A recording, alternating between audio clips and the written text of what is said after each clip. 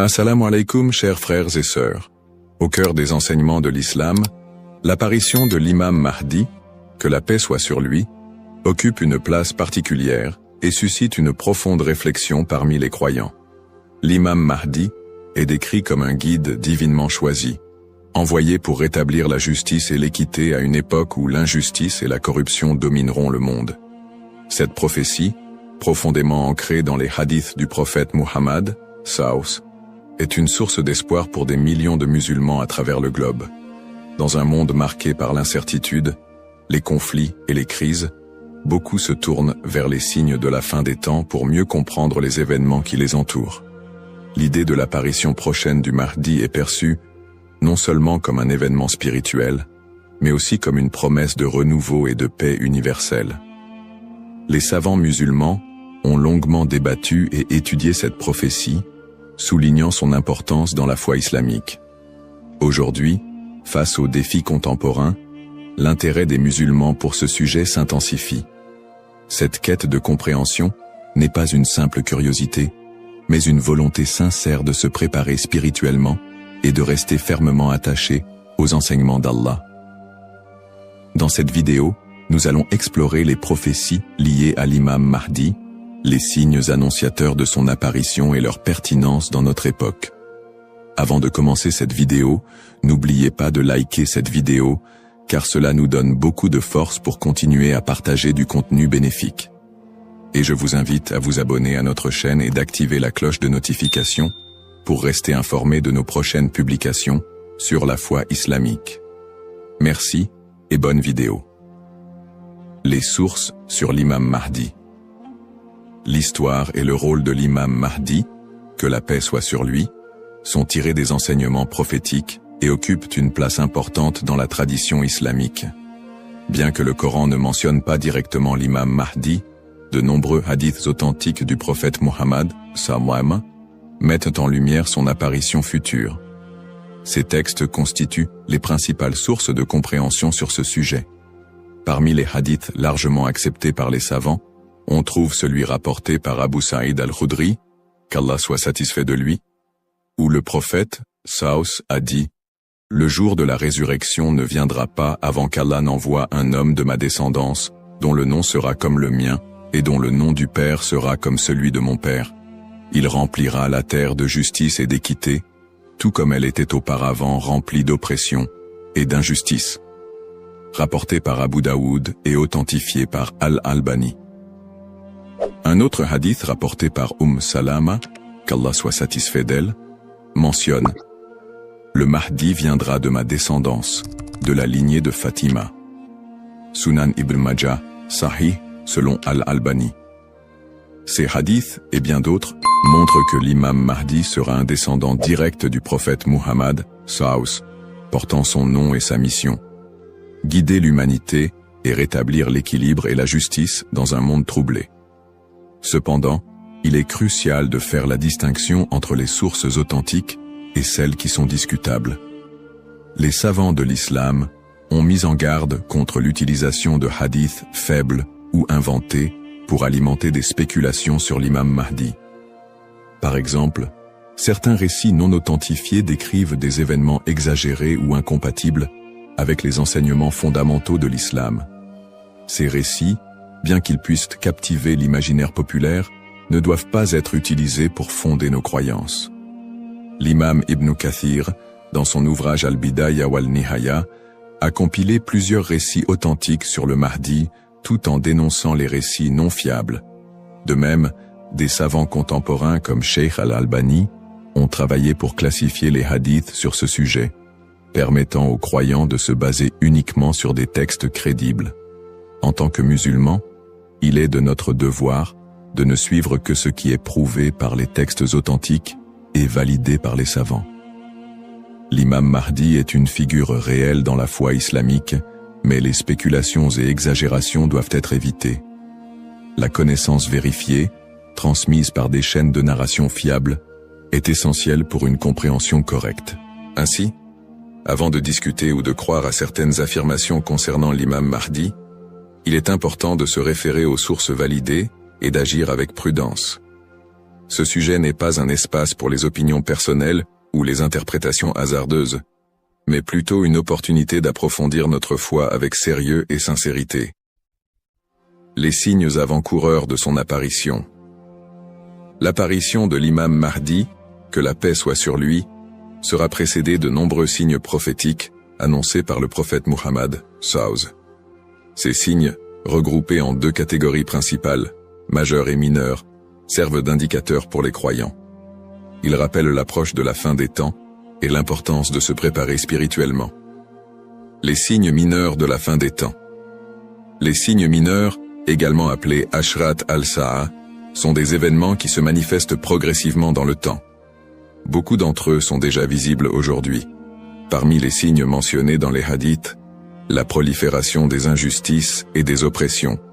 Le prophète, SAW, a dit « Quand l'autorité sera donnée à ceux qui ne la méritent pas, alors attends-leur » Sahih al-Bukhari. Ce signe est visible à travers la corruption généralisée, les injustices sociales et l'abus de pouvoir. La multiplication des divisions parmi les musulmans. Le prophète, SAW, a mentionné que la communauté musulmane sera fragmentée en différents groupes, chacun suivant son propre chemin. L'apparition d'innovations religieuses et la négligence de la sunna les croyants délaisseront les enseignements du Coran et de la sunna, tandis que les innovations deviendront courantes. L'expansion des richesses matérielles mais une pauvreté spirituelle. Dans un hadith rapporté par Abu Huraira, le prophète, SAW, a dit « L'heure ne viendra pas avant que la richesse ne devienne abondante au point que personne n'acceptera une aumône. » Sahih al-Bukhari. La dégradation des mœurs. Les valeurs morales seront mises de côté, et les comportements immoraux deviendront monnaie courante.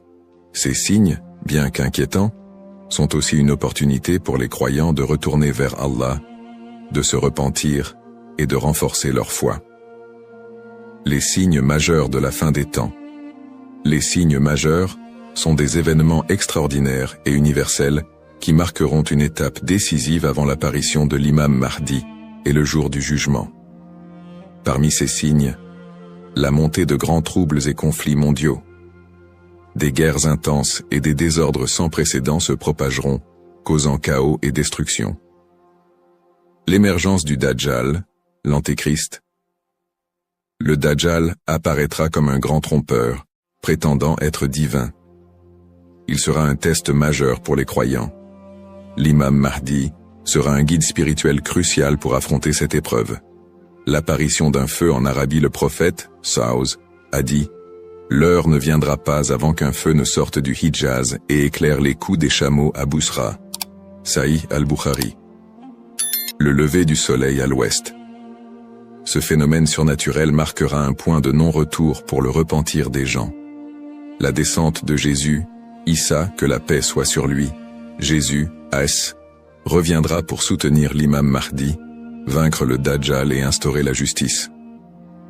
Événements actuels liés aux signes. De nombreux croyants se demandent si les événements contemporains, tels que les catastrophes naturelles, les pandémies, les guerres et l'érosion des valeurs morales, pourraient être liés à ces signes prophétiques. Bien que certains événements puissent sembler correspondre, il est important de rappeler que seul Allah connaît le moment exact de la réalisation de ces prophéties. Interprétation des signes par les savants. Les savants islamiques soulignent que les signes de la fin des temps ne doivent pas être interprétés littéralement ni utilisés pour prédire des dates précises. Leur rôle est de renforcer notre foi et de nous rappeler l'impermanence de ce monde. Cheikh al-Islam Ibn Taymiyyah et d'autres érudits ont mis en garde contre les spéculations excessives, rappelant que les prophéties doivent être comprises dans leur contexte spirituel et non comme des prédictions mondaines. Se préparer tout en restant modéré. Face à ces signes, les musulmans sont appelés à se tourner vers Allah par la prière, la lecture du Coran et les bonnes actions. Il est essentiel de ne pas sombrer dans la panique ou les théories sensationnalistes, mais plutôt de renforcer notre foi et notre confiance en Allah. Comme le prophète SAW l'a dit, « Agissez tant que vous êtes en vie ». Un rappel essentiel. Enfin, Il est crucial de se souvenir que seul Allah connaît le moment exact de l'apparition de l'imam Mahdi et du jour du jugement. Le rôle du croyant est de se préparer spirituellement et d'agir pour le bien, sans céder aux inquiétudes ou à l'impatience. Qui est l'imam Mahdi? L'imam Mahdi, que la paix soit sur lui, est une figure centrale des prophéties islamiques liées à la fin des temps. Son nom, Al-Mahdi, signifie « le bien guidé », et il est décrit comme un leader choisi par Allah pour restaurer la justice et l'équité dans un monde plongé dans l'injustice et la corruption. Il incarne l'espoir et la rédemption pour les croyants, à une époque où les valeurs morales et spirituelles auront été gravement dégradées. Le rôle de l'imam Mahdi selon les enseignements islamiques. Le rôle principal de l'imam Mahdi sera de guider l'humanité sur le chemin de la vérité et de la foi. Il apportera la justice dans un monde envahi par l'oppression et rétablira l'ordre dans les sociétés désorganisées. Le prophète Muhammad, Saus, a dit « Il remplira la terre de justice et d'équité, tout comme elle était auparavant remplie d'injustice et d'oppression. » Sunan Abu Daoud, Sahih, selon Al-Albani. Le Mahdi sera également un défenseur de l'islam et de l'unité de la communauté musulmane. Ummah. Son arrivée coïncidera avec une période de chaos, où les croyants seront divisés et éprouvés par de grandes tribulations. Il unifiera les musulmans sous une bannière commune, et les guidera dans des batailles contre les forces du mal, notamment le Dajjal, l'Antéchrist. Traits et caractéristiques de l'imam Mahdi. Les hadiths authentiques décrivent l'imam Mahdi comme un homme au physique et aux qualités exceptionnelles, son nom et sa lignée. Il portera le même nom que le prophète Mohammed, Saus, et son père aura également un nom similaire à celui du père du prophète. Il sera un descendant direct du prophète à travers sa fille Fatima, qu'Allah soit satisfait d'elle. Son apparence, dans certains récits, il est décrit comme ayant un front large et un nez aquilin. Ses traits physiques permettront aux croyants de le reconnaître. Son caractère, le Mahdi sera doté d'un sens aigu de la justice, d'une grande sagesse et d'un cœur pur. Il sera aimé et suivi par les croyants sincères. Le prophète Muhammad, sallallahu a dit « Le Mahdi viendra de ma descendance, de la lignée de Fatima. » Sunan ibn Majah, Sahih, selon Al-Albani. Le lien avec le prophète Muhammad, Saus. L'imam Mahdi, en tant que descendant direct du prophète Muhammad, Saus, est lié non seulement par sa lignée, mais aussi par sa mission spirituelle. Comme le prophète, il sera un guide pour l'humanité et incarnera les valeurs de l'islam, la justice, la miséricorde et la foi en Allah. Sa venue est perçue comme une continuation de la mission prophétique, avec un accent particulier sur la restauration de l'équilibre dans un monde corrompu. Pourquoi est-il tant attendu par les croyants? L'attente de l'imam Mahdi est profondément enracinée dans l'espoir de voir un monde meilleur.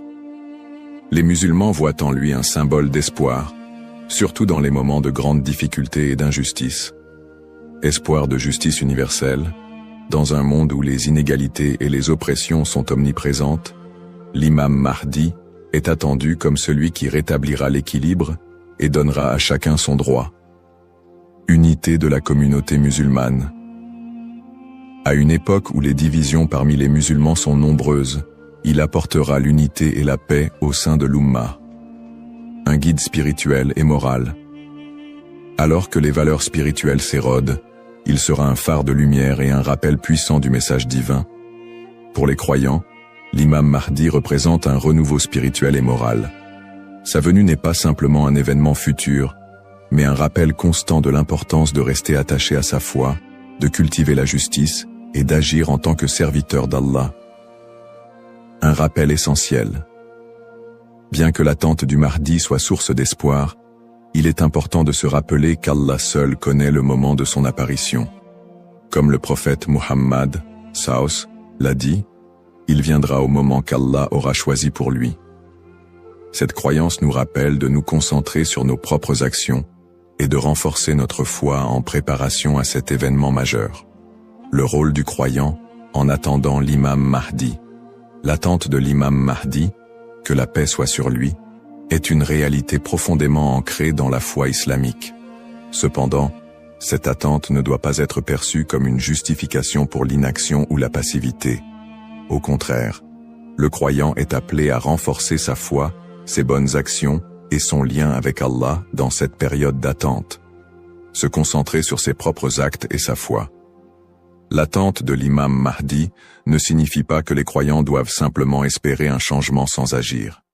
Allah nous rappelle dans le Coran, certes, Allah ne modifie pas l'état d'un peuple tant qu'il ne modifie pas ce qui est en eux-mêmes. Sourate Ar-Ra'd 13-11. Cela implique que chaque croyant doit se concentrer sur l'amélioration de ses propres actes, de sa foi et de son comportement.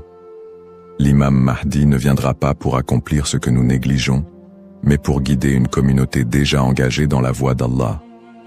Pratique recommandée pour le croyant. En attendant l'imam Mahdi, le croyant doit s'efforcer de maintenir une relation forte et constante avec son Créateur. Voici quelques pratiques essentielles. La prière, salat. La prière est le pilier central de l'islam et le premier acte dont le croyant sera jugé. L'accomplissement régulier des prières obligatoires et surérogatoires est crucial pour renforcer notre foi. Le dhikr, évocation d'Allah, multiplier les invocations et les rappels d'Allah, permet de purifier le cœur et de rester connecté à lui, même dans les moments difficiles. Le prophète Saus a dit, « Le meilleur rappel est « La ilaha illa Allah » Il n'y a de Dieu qu'Allah. La lecture du Coran. Le Coran est la lumière et la guidance pour tout croyant. Sa lecture régulière, accompagnée de méditation sur ses significations, est essentielle pour maintenir un lien avec les enseignements divins. Le tawakkul, confiance en Allah. Face aux épreuves, le croyant doit placer sa confiance totale en Allah, tout en faisant les efforts nécessaires pour s'améliorer. Agir et être un modèle de vertu. L'attente de l'imam Mahdi n'est pas une excuse pour négliger nos responsabilités personnelles, sociales ou spirituelles. Au contraire, chaque croyant doit être un modèle de vertu et d'excellence dans tous les aspects de sa vie. Dans sa famille, en éduquant ses enfants dans les valeurs islamiques et en maintenant une atmosphère de piété et d'amour.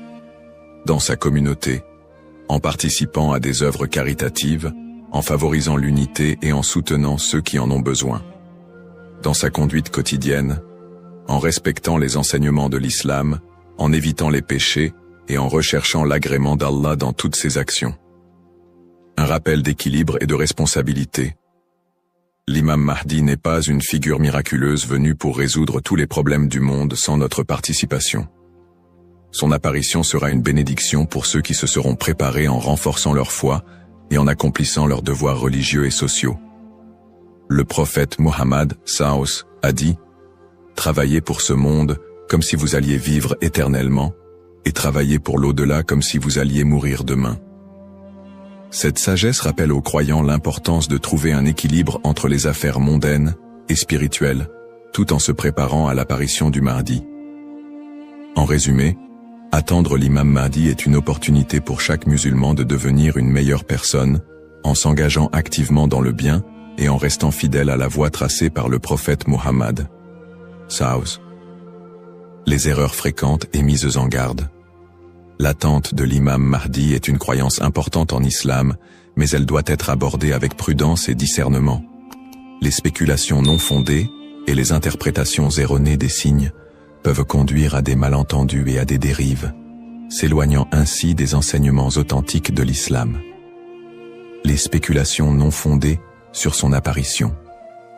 De nombreuses personnes, face aux troubles mondiaux et aux épreuves, se livrent à des spéculations sur l'apparition imminente de l'imam Mahdi. Certains affirment même avoir vu des signes ou identifié des individus comme étant le Mahdi. Ces spéculations, bien qu'alimentées par l'inquiétude ou l'espoir, sont souvent basées sur des sources faibles ou des interprétations personnelles. Le prophète Mohammed Saus nous a rappelé que seul Allah connaît le moment de ces événements. Quant à l'heure, nul ne la connaît, si ce n'est Allah. Sourate Luqman, 13-6 Shiunu 13-6 Shipatru. Il est donc essentiel de rester vigilant face à ceux qui prétendent connaître des détails précis ou fixer des dates, car cela va à l'encontre des enseignements islamiques. Les dangers d'interpréter les événements sans preuve solide. L'histoire a montré que certains individus ou groupes ont abusé de la croyance en l'imam Mahdi pour manipuler les gens, provoquer des divisions ou instaurer des mouvements extrémistes. Ces interprétations sans fondement solide peuvent semer la confusion et détourner les croyants de leur foi. Les savants mettent en garde contre l'interprétation erronée des textes prophétiques sans une connaissance approfondie.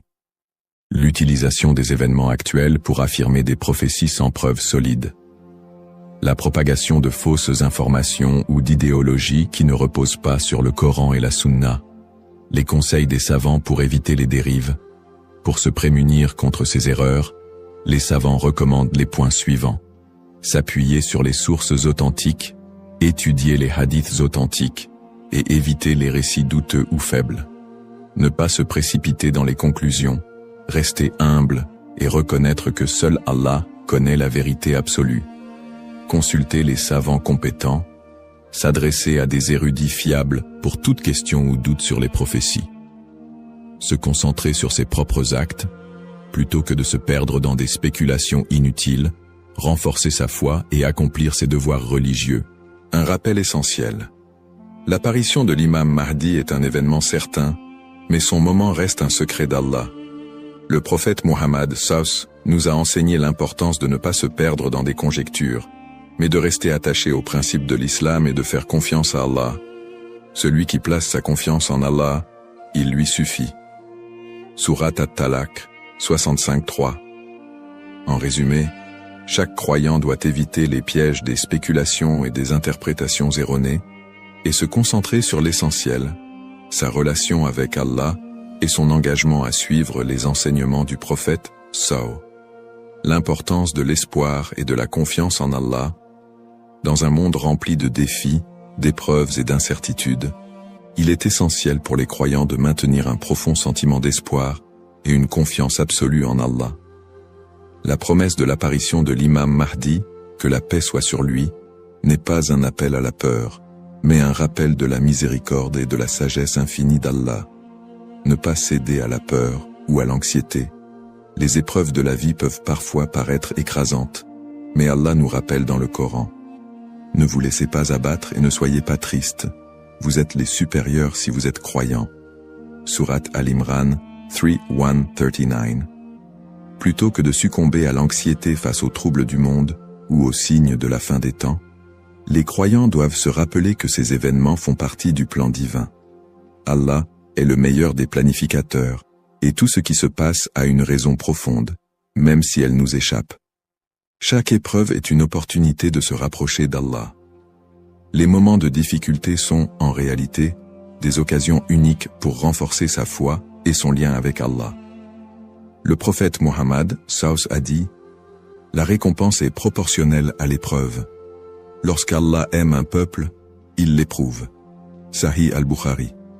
Au lieu de voir les épreuves comme des obstacles, elles doivent être perçues comme des moyens d'expier nos péchés, de purifier nos cœurs et d'accroître notre patience et notre gratitude. Les pratiques comme le dhikr, la prière et la lecture du Coran permettent de transformer ces épreuves en des opportunités de rapprochement avec Allah. Plus le croyant se connecte à son Seigneur, plus il trouve de sérénité et de force face à l'adversité. Rester unifié en tant qu'Umma. L'unité de la communauté musulmane, Umma, est un pilier essentiel dans la préparation à l'apparition de l'imam Mahdi. La division affaiblit les croyants et les détourne de leurs objectifs spirituels. Allah nous appelle à l'unité dans le Coran. Et cramponnez-vous tous ensemble au câble d'Allah et ne soyez pas divisés. Surat Al-Imran 3:1-3. En restant unis, les croyants peuvent surmonter les épreuves collectives et se soutenir mutuellement dans la foi. L'entraide, le pardon et l'amour fraternel sont des valeurs fondamentales pour bâtir une communauté forte et résiliente. Un rappel d'espoir et de sérénité. Allah est toujours avec ceux qui placent leur confiance en lui. Le prophète Muhammad, Savus, nous a enseigné que même dans les moments les plus sombres, Il y a toujours de l'espoir pour ceux qui se tournent vers Allah avec sincérité. Il a dit, étonnante est l'affaire du croyant. Tout ce qui lui arrive est un bien pour lui. Si un bonheur l'atteint, il remercie, et c'est un bien pour lui. Et si un malheur l'atteint, il patiente, et c'est un bien pour lui. Sahih Muslim. Ainsi, en renforçant notre foi, en restant unis et en plaçant notre confiance en Allah, nous transformons les moments d'incertitude en des opportunités de grandir spirituellement et de construire un avenir meilleur pour l'Ummah. Conclusion inspirante. En résumé, la prophétie de l'apparition de l'imam Mahdi est un rappel puissant pour les croyants de renforcer leur foi, d'être attentifs aux enseignements d'Allah et de se préparer spirituellement à l'au-delà. Nous avons exploré les sources authentiques qui mentionnent l'imam Mahdi, les signes avant-coureurs de son apparition et son rôle dans la restauration de la justice et de l'équité. Nous avons également mis en lumière l'importance pour chaque croyant d'agir, de cultiver la patience et de ne pas tomber dans des spéculations infondées. Ces enseignements sont une invitation à la réflexion personnelle. Suis-je prêt à rencontrer mon Seigneur? Ai-je accompli les devoirs qu'Allah m'a confiés? L'attente de l'imam Mahdi doit nous pousser à purifier nos intentions, à accroître nos bonnes actions et à renforcer l'unité de l'Ummah. Terminons cette réflexion par une invocation sincère. Ô Allah, guide-nous sur le droit chemin, raffermis notre foi et aide-nous à être parmi ceux qui te plaisent. Protège l'humanité des épreuves et des divisions et accorde à l'Ummah l'unité et la paix. Fais de nous des serviteurs sincères et prépare nos cœurs à accueillir tes bénédictions. Amin. Puisse Allah nous accorder la patience, la sagesse et la force d'être des modèles de vertu et de foi. Bismillahir-Rahman-ir-Rahim. Au nom d'Allah, le tout miséricordieux, le très miséricordieux. Assalamu alaykum wa rahmatullahi wa barakatuh. Que la paix, la miséricorde et les bénédictions d'Allah soient d'armoire sur vous tous. Attention, beaucoup de croyants commettent une erreur sans s'en rendre compte. Une erreur qui peut affecter leur relation avec Dieu. Lorsque l'appel à la prière du Maghrib retentit, qu'est-ce que vous faites en premier?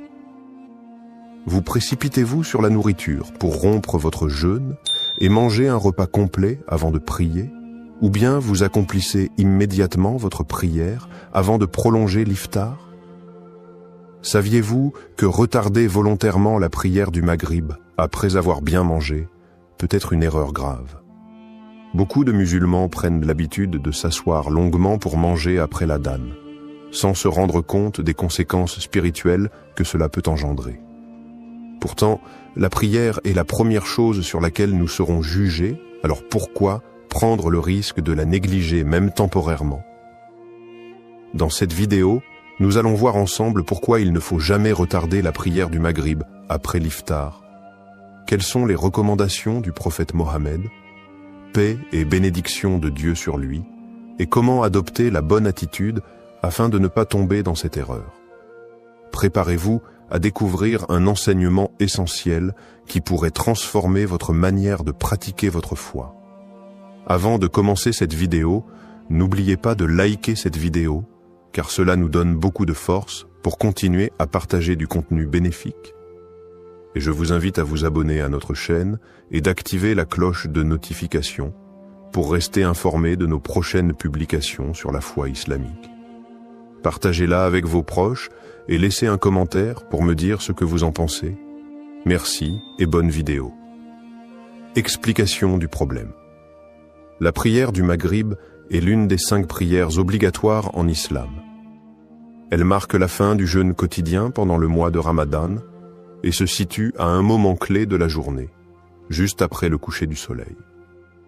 Son importance est capitale, car en tant que prière prescrite, elle doit être accomplie dans son temps imparti et ne peut être retardée sans raison valable. Le prophète Mohammed, paix et bénédiction de Dieu sur lui, a insisté sur la nécessité d'accomplir les prières à l'heure. Dans un hadith rapporté par l'imam Muslim, il est mentionné que la prière la plus aimée auprès d'Allah est celle accomplie dès le début de son temps. Cela signifie que retarder volontairement la prière sans excuse légitime est une erreur à ne pas prendre à la légère. Que faut-il faire en premier, prière ou iftar? Lorsque l'appel à la prière du Maghrib est lancé, la question se pose. Faut-il d'abord prier ou d'abord manger?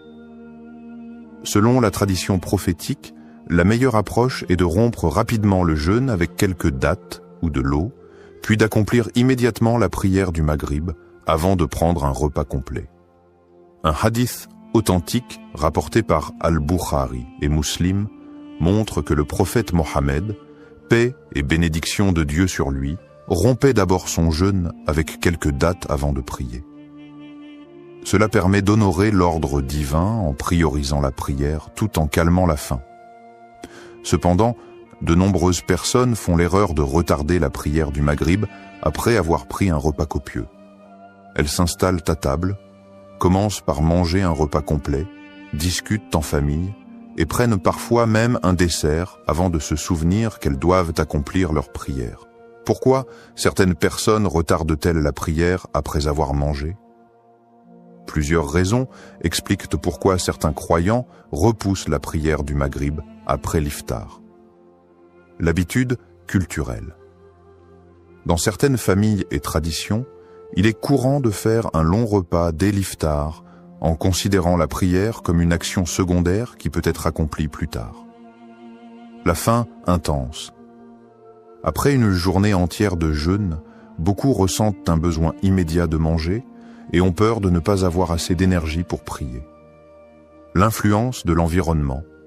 Dans les grandes réunions familiales ou les repas collectifs, il peut être difficile de s'éloigner de la table pour accomplir sa prière à l'heure.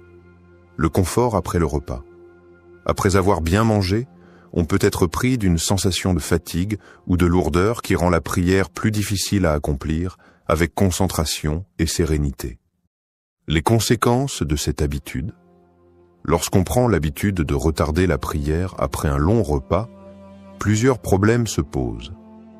On risque d'oublier la prière en restant occupé avec le repas, les discussions et les distractions. L'esprit devient moins concentré après un repas copieux, ce qui diminue la qualité de la prière. On ne respecte pas l'enseignement prophétique qui encourage à prier dès que possible après la rupture du jeûne. Il est donc essentiel de revoir nos priorités. L'iftar est important, mais la prière du Maghrib doit toujours passer en premier après avoir rompu le jeûne rapidement. Les conséquences d'un retard volontaire. La prière est le pilier central de l'islam et doit être accomplie à l'heure prescrite. Dans le cas du Maghrib, il est crucial de comprendre pourquoi retarder volontairement cette prière après un long repas peut être une erreur grave aux yeux de Dieu. Premier, l'enseignement du prophète Mohammed, paix et bénédiction de Dieu sur lui. Le prophète Mohammed, paix et bénédiction de Dieu sur lui, a enseigné que la meilleure manière d'accomplir la prière est de la faire dès que l'appel à la prière est lancé. Il a dit « Les meilleures actions aux yeux d'Allah sont la prière faite à son heure, la bonté envers les parents et le combat dans le sentier d'Allah. » Rapporté par Al-Bukhari et Muslim. Concernant le Maghrib, il a été rapporté qu'il rompait son jeûne avec quelques dattes ou une gorgée d'eau, puis se levait immédiatement pour prier. Ce comportement est une sunna claire que les croyants doivent suivre pour éviter de tomber dans le piège du retard volontaire. 2. Les erreurs courantes commises durant le mois de Ramadan. Malheureusement, de nombreuses personnes commettent des erreurs pendant le Ramadan en retardant leur prière du Maghrib pour plusieurs raisons. Prendre un repas complet avant de prier. Beaucoup mangent un repas copieux dès l'iftar, ce qui les amène à repousser la prière. Prolonger les discussions après le repas. En famille ou entre amis, il est facile de se laisser emporter par les discussions et de ne plus voir le temps passer. Se sentir trop fatigué ou lourd après le repas. Un repas important peut entraîner une sensation de somnolence ou de paresse, rendant l'accomplissement de la prière plus difficile. Se laisser distraire par les réseaux sociaux ou la télévision.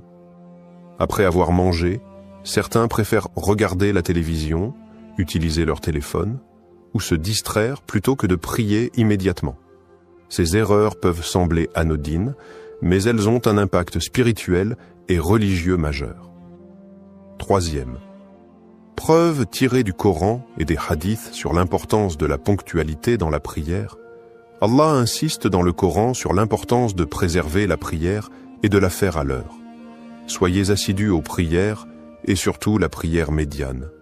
Et tenez-vous debout devant Allah avec humilité. Sourate Al-Baqarah, verset 238. Ce verset rappelle aux croyants qu'ils ne doivent pas négliger ou retarder leurs prières, notamment lorsqu'ils ont la capacité de les accomplir immédiatement. Un autre verset met en garde contre ceux qui retardent volontairement leurs prières. Malheur donc à ceux qui prient tout en négligeant leurs prières, qui sont pleins d'ostentation et refusent l'ustensile de la charité. Sourate Al-Ma'un, versets 4 à 7. Ce passage du Coran met en évidence le danger du retard volontaire de la prière et les conséquences spirituelles qui en découlent. Quatrième. Les avertissements des savants sur le retard de la prière du Maghrib. Les savants de l'islam ont toujours averti contre le fait de retarder volontairement la prière sans raison valable. Selon eux, Cheikh Ibn Baz a expliqué que retarder la prière du Maghrib jusqu'à la disparition totale du crépuscule sans excuse est un péché. Cheikh Al-Albani a insisté sur le fait que la prière doit être la priorité, même en période de Ramadan, et qu'il suffit de rompre rapidement son jeûne avant de l'accomplir. Cheikh Ibn Othaymin a rappelé que ceux qui mangent longuement avant de prier risquent d'être distraits et de perdre la concentration nécessaire pour bien accomplir leur prière. En conclusion, la prière du Maghrib ne doit jamais être retardée volontairement après un repas complet. Pour préserver notre relation avec Dieu et suivre l'exemple du prophète, nous devons rompre notre jeûne avec quelques dattes et de l'eau, puis prier immédiatement avant de reprendre notre repas sereinement. Ne laissons pas les distractions du repas nous éloigner de l'adoration la plus précieuse, la prière. Ce que disent les textes religieux sur l'ordre entre iftar et prière. La question de l'ordre entre la rupture du jeûne, iftar, et la prière du Maghrib a été abordée dans plusieurs sources islamiques, notamment le Coran, les hadiths du prophète Mohammed, paix et bénédiction de Dieu sur lui, et les avis des savants. Il est donc essentiel de comprendre quelle est la meilleure approche à adopter pour suivre la voie correcte. Premier. Que disent les textes religieux? Le prophète Mohammed, paix et bénédiction de Dieu sur lui, a donné une indication claire sur la manière dont il rompait son jeûne et accomplissait la prière. Un hadith authentique rapporté par Anas ibn Malik indique: le messager d'Allah rompait son jeûne avec quelques dattes fraîches avant de prier. S'il n'y en avait pas, alors avec des dattes sèches. Et s'il n'y en avait pas, alors avec quelques gorgées d'eau. Rapporté par Abu Daoud, At-Tirmidhi et authentifié par Al-Albani. Ce hadith montre que le prophète ne prenait pas un repas complet avant de prier, mais se contentait d'une petite quantité de nourriture pour rompre le jeûne rapidement, puis accomplissait la prière du Maghrib avant de manger davantage. L'importance de prier à l'heure est également confirmée par un verset du Coran. Accomplis la prière au déclin du soleil jusqu'à l'obscurité de la nuit, et fais aussi la récitation du Coran à l'aube, car la récitation à l'aube a des témoins. Sourate Al-Isra, verset 78. Ce verset montre que chaque prière doit être accomplie à son heure spécifique, et le Maghrib ne fait pas exception. 2. L'exemple du prophète et des compagnons.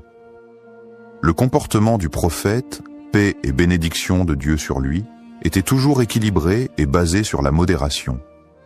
Il ne retardait pas la prière après un long repas, mais il ne priait pas non plus en étant affaibli par la faim. Ses compagnons suivaient également cette pratique. Ils rompaient leur jeûne rapidement, priaient le Maghrib, puis prenaient le temps de bien manger par la suite. Cela leur permettait de combiner l'adoration et le bien-être du corps sans sacrifier l'un au profit de l'autre. Un autre hadith du prophète appuie cette approche. Les gens resteront sur la bonne voie tant qu'ils s'empresseront de rompre leur jeûne. rapporté par Al-Bukhari et Muslim. Cela signifie qu'il est recommandé de ne pas retarder l'iftar, mais cela ne signifie pas qu'il faut prolonger le repas au point de retarder la prière. Troisième, réfutation des idées reçues sur le fait de trop retarder la prière. Certaines personnes pensent à tort que il est préférable de manger un repas complet avant de prier pour avoir de l'énergie. La prière peut être retardée tant qu'elle est faite avant l'Isha. Ces arguments ne sont pas fondés sur les enseignements du prophète. Manger un repas complet avant de prier peut rendre la prière plus difficile en raison de la sensation de lourdeur et de fatigue. D'autres disent que la prière peut être retardée après le repas tant qu'elle est accomplie avant la prière de l'Isha. Mais cette approche va contre la recommandation de prier dès que possible. Retarder sans raison valable peut entraîner une négligence et une perte progressive de la rigueur spirituelle. Quatrième, analyse des opinions divergentes. Il existe deux grandes approches concernant la question du Maghrib et de l'iftar. Premier avis, rompre le jeûne avec quelques dattes et de l'eau, puis prier immédiatement. Cet avis est largement recommandé car il est basé sur la sunna du prophète et permet de préserver la priorité de la prière tout en calmant la faim. Deuxième avis, prendre un repas avant de prier. Certains savants estiment que si une personne est trop affamée pour se concentrer dans sa prière, elle peut manger un peu plus que quelques dattes avant de prier, mais sans prolonger inutilement le repas. La meilleure approche reste celle du prophète, rompre rapidement le jeûne, accomplir la prière immédiatement, puis profiter du repas en toute sérénité. Conclusion, le Coran, les hadiths et les avis des savants convergent vers une même règle. La prière du Maghrib ne doit pas être retardée volontairement après un repas prolongé. Le prophète nous enseigne que la meilleure manière d'agir est de rompre le jeûne avec quelques dattes et de l'eau, puis de prier immédiatement. Ne laissons pas nos habitudes alimentaires nous éloigner de l'adoration d'Allah. Faisons passer la prière avant tout, et Allah nous accordera sa bénédiction. Conséquences spirituelles et impact sur la foi. L'islam accorde une place centrale à la prière, qui est le premier acte d'adoration sur lequel nous serons jugés le jour du jugement. Retarder systématiquement la prière du Maghrib après un long repas peut sembler anodin, mais en réalité, cela a un impact profond sur la spiritualité, la discipline religieuse et la relation avec Allah. Premier, perte progressive de la rigueur spirituelle. Lorsqu'un croyant prend l'habitude de retarder la prière sans raison valable, il commence à affaiblir son engagement religieux. En effet, la prière est censée être une priorité absolue et non un simple rituel secondaire à caser dans son emploi du temps. Allah dit dans le Coran, « La prière a été prescrite aux croyants en des temps déterminés. » Sourate An-Nisa, verset 103. Cela signifie que chaque prière doit être accomplie à son heure précise.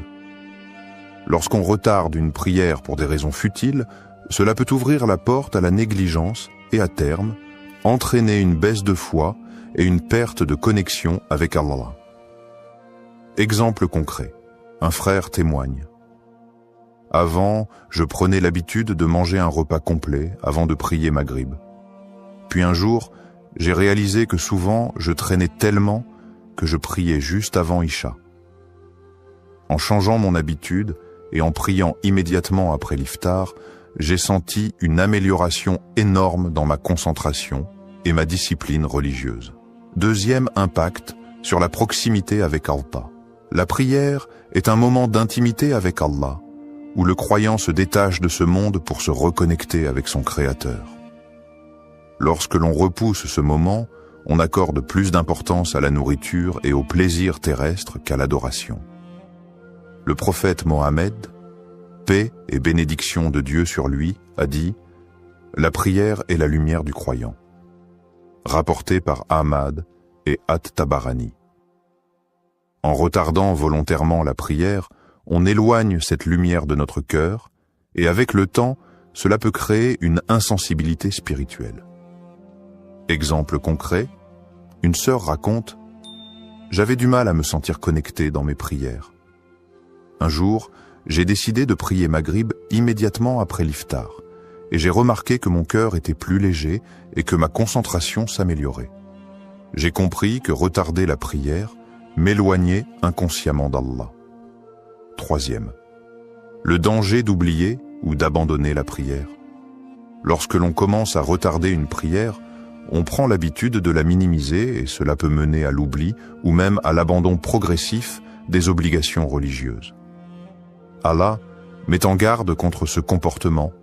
Malheur donc à ceux qui prient tout en négligeant leur prière.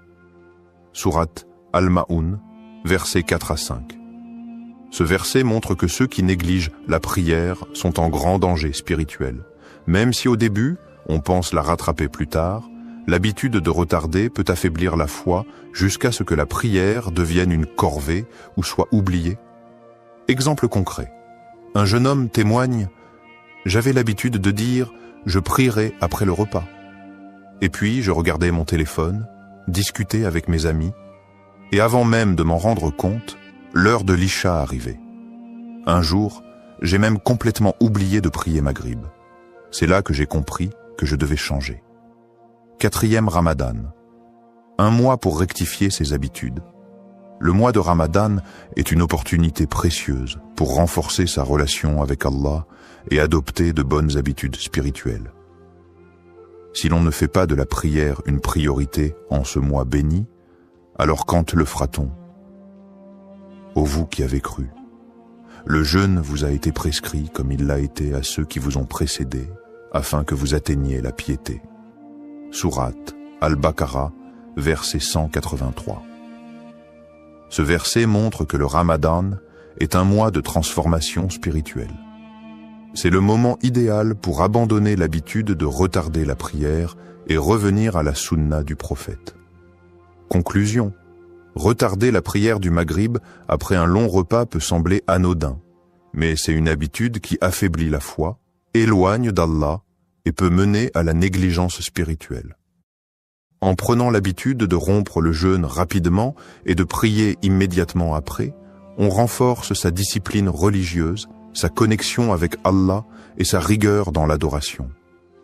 Faisons de la prière une priorité, surtout en ce mois béni, et ne laissons pas nos repas prendre le dessus sur notre foi. Conseils pratiques et solutions. Le Ramadan est une période où la discipline et l'organisation sont essentielles pour équilibrer les obligations religieuses et les besoins corporels. Voici quelques conseils pratiques pour gérer son iftar sans retarder la prière du Maghrib. 1. Rompre le jeûne avec modération et prier immédiatement. Le prophète Mohammed, paix et bénédiction de Dieu sur lui, nous a enseigné la meilleure façon de rompre le jeûne. Lorsque l'un de vous veut rompre son jeûne, qu'il le fasse avec des dattes, car elles sont une bénédiction. S'il n'en trouve pas, qu'il le fasse avec de l'eau, car elle est purificatrice. Hadith rapporté par At-Tirmidhi. Solution : mangez 2 à 3 dattes et buvez un verre d'eau immédiatement à l'adhan du Maghrib. Dirigez-vous directement vers la prière avant de prendre un repas plus copieux. Encouragez votre famille à adopter cette habitude pour éviter les retards. Pourquoi ? Vous suivez la sunna du prophète. Vous évitez de trop manger, ce qui peut provoquer la paresse et retarder la prière. Vous accomplissez votre devoir religieux à l'heure, sans précipitation. 2. Préparer son repas à l'avance pour éviter le stress. L'un des principaux problèmes est le manque d'organisation qui pousse certaines personnes à retarder la prière pour cuisiner ou manger trop longuement. Solution : préparer le repas principal bien avant Maghrib pour éviter de perdre du temps après l'adhan. Optez pour des plats simples et digestes afin de faciliter la prière après le repas. Fixez un temps précis entre l'iftar et la prière pour éviter les distractions. Astuce. Faites un planning hebdomadaire des repas du Ramadan pour ne pas être pris au dépourvu chaque jour. 3e. Instaurez une routine spirituelle durant le Ramadan est un mois de discipline et de spiritualité. Profitez-en pour renforcer votre lien avec Allah en donnant la priorité à la prière. Solution. Planifiez votre soirée en fonction des prières et non en fonction du repas. Évitez les distractions après l'iftar, téléphone, télévision, pour rester concentré sur l'adoration. Impliquez toute la famille dans une routine religieuse. Prière en groupe, lecture du Coran après Maghrib, etc. Astuce. Mettez une alarme pour l'adhan du Maghrib afin de ne jamais perdre la notion du temps. 4e. Trouvez un équilibre entre la nourriture et la spiritualité. Il est important de ne pas faire de l'iftar un moment d'excès, mais un temps équilibré où l'on nourrit à la fois le corps et l'âme. Solution. Mangez en quantité raisonnable avant la prière pour éviter la lourdeur. Buvez suffisamment d'eau pour éviter la fatigue qui pourrait être une excuse pour retarder la prière. Considérez la prière comme un moment de gratitude et non comme une obligation à repousser, rappel. Et recherchez l'au-delà à travers ce qu'Allah t'a donné et n'oublie pas ta part en ce bas monde. Sourate Al-Qasas, verset 77. Conclusion. L'organisation et la discipline sont essentielles pour concilier iftar et prière sans négligence. Suivre la sunna du prophète en rompant rapidement le jeûne avant de prier est la meilleure approche. Avec un bon équilibre entre besoins physiques et obligations religieuses, le Ramadan devient une période de renforcement spirituel. Ne laissons pas notre repas retarder notre prière. La nourriture nourrit le corps, mais la prière nourrit l'âme. Conclusion et message final, nous avons vu à quel point la prière du Maghrib doit être accomplie à l'heure, sans être retardée inutilement après l'iftar. Le prophète Mohammed, paix et bénédiction de Dieu sur lui, nous a enseigné l'équilibre parfait entre les obligations religieuses et les besoins corporels. Rappel des points essentiels, rompre le jeûne avec quelques dattes et de l'eau, puis prier immédiatement. Ne pas faire de l'iftar un moment d'excès qui entraîne la négligence de la prière. Suivre la discipline du Ramadan pour renforcer sa connexion spirituelle avec Allah. S'organiser à l'avance pour ne pas avoir à choisir entre manger et prier à l'heure. Un message fort, prioriser la prière avant tout. La prière est l'acte le plus important de notre adoration. Aucun repas, aucune distraction ne devrait passer avant notre connexion avec Allah.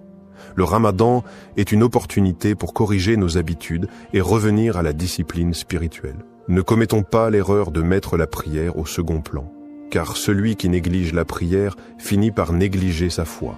Allah nous a donné un mode de vie équilibré. Respectons-le en mettant la prière avant tout. Sensibilisez et partagez le message. Si ce message vous a été bénéfique, partagez-le autour de vous. Ensemble, aidons nos proches à adopter les bonnes pratiques et à renforcer leur foi durant ce mois béni. Likez, commentez et partagez pour que cette parole atteigne un maximum de croyants. Invocation finale pour la motivation et la bénédiction, ô Allah. Aide-nous à préserver nos prières, à respecter leurs horaires et à nous rappeler